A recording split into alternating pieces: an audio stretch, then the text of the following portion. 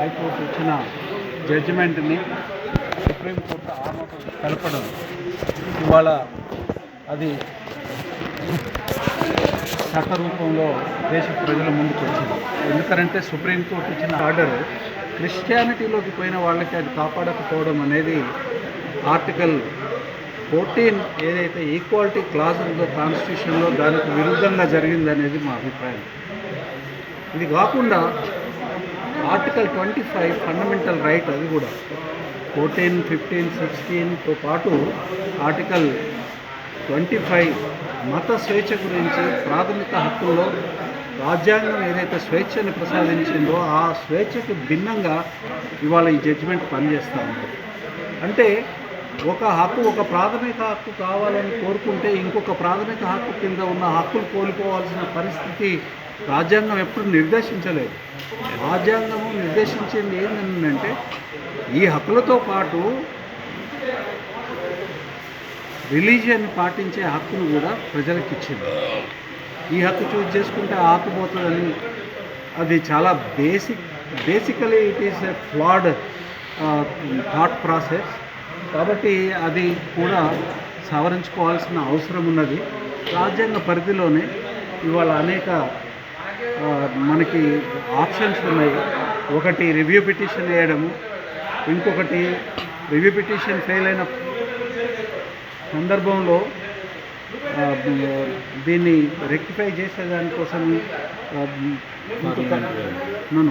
రాజ్యాంగ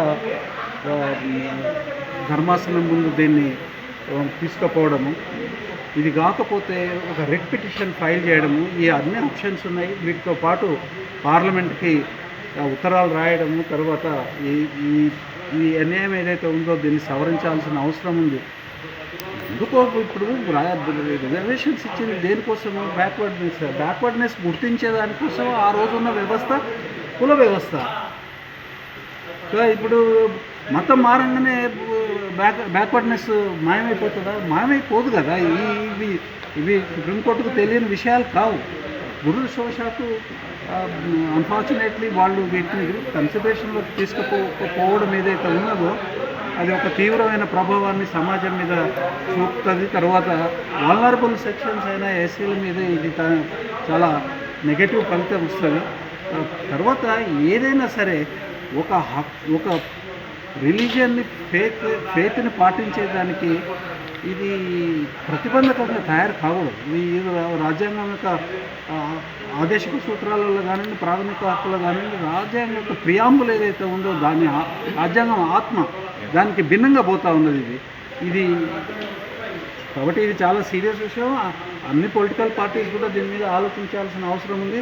రాజ్యాంగాన్ని కాపాడాల్సింది, రాజ్యాంగం ప్రసాదించిన ప్రాథమిక హక్కుల్ని నిలబెట్టి ప్రజలకి అది ఉపయోగపడేటట్టుగా చేయాల్సిన బాధ్యత అన్ని రాజకీయ పార్టీలకి ఉంటుంది. కాబట్టి అందులో భాగంగా మేము ఖచ్చితంగా రాజ్యాంగం ఏదైతే హక్కులు ఎస్సీలకి ఎస్టీలకి ప్రసాదించిందో దాన్ని నిలబెట్టేదానికోసం మేము కూడా మా వంతు పాత్రను పోషిస్తాం. Thank you.